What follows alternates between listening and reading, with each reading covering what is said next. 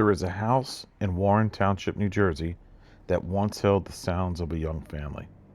A baby crying, a television playing, footsteps moving from room to room, and then silence. Not the kind of silence that comes at night, not the peaceful kind, but the kind that arrives suddenly and never leaves. Because on October 10th, 2006, Margaret Haddican McEnroe walked out of her life or was taken from it and was never seen again. No witnesses, no goodbyes, no explanations, just questions. Margaret Irene Haddican McEnroe was not someone who lived on the fringes of society. She was not transient. She was not unstable. She was not reckless. She was disciplined. She had served in the United States Army, a commitment that demands structure, resilience, and accountability. Later, she volunteered as a firefighter, another role rooted in service and responsibilities. These are not the professions chosen by people who disappear lightly. Those who knew her described her as capable, independent, serious about responsibility, not prone to impulsive decisions. She wasn't chasing thrills. She wasn't running from debts. She wasn't living a double life. She was building a family. When Margaret gave birth to her daughter in 2006, her world changed, as it does for many new mothers. But behind the smiles, something was wrong. She was reportedly suffering from postpartum depression, a condition still misunderstood in the mid-2000s. Back then, many women were told to simply push through it. Postpartum depression can include intense anxiety, emotional detachment, sleep deprivation, overwhelming fear, or feelings of being trapped. Yet even those closer to her would later say she loved her baby. That point matters, because mothers who abandon children typically show warning signs, talking about leaving, making plans, giving things away, saying goodbye to the close ones around you. Margaret did none of those. So here we are, October 10th, 2006, in Warren Township, New Jersey. It was a Tuesday, the kind of day that disappears into memory unless something goes terribly wrong. Margaret stayed home with her infant daughter. Her husband left the house around 1:30 p.m. to run errands. There were no arguments reported, no signs of distress, no indication of danger. When he returned approximately 2 hours later, the house was quiet, too quiet. And what he found when he walked in? The baby was alone. Margaret's gone. Her car is still in the driveway. Her purse is inside. Her cell phone's inside. Her belongings untouched. But there's no forced entry, no overturned furniture, no note. It was as if she had simply stood up and vanished. One of the most controversial aspects of this case is what happened next. Margaret was not reported missing immediately. 2 full days passed before police were contacted. Those 48 hours are everything in a missing persons case. Within that time, footprints can just disappear. Witnesses will forget stuff.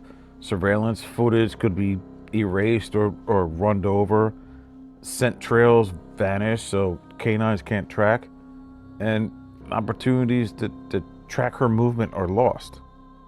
By the time law enforcement arrived, the case was already at a disadvantage, and no one has ever been able to explain exactly why the delay occurred. Once police were involved, the case was classified as endangered missing.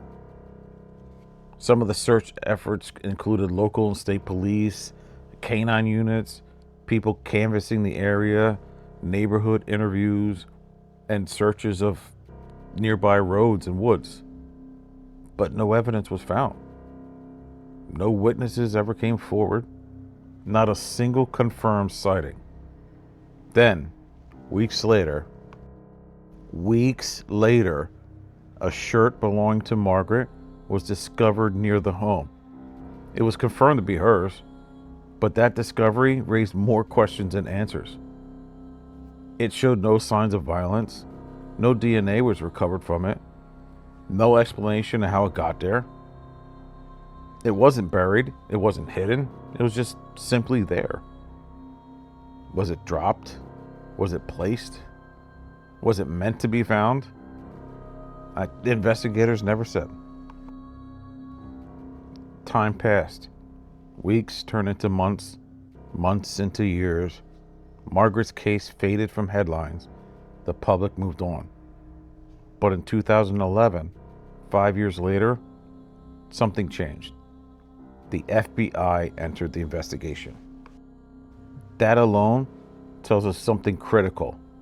This was no longer viewed as a simple missing persons case.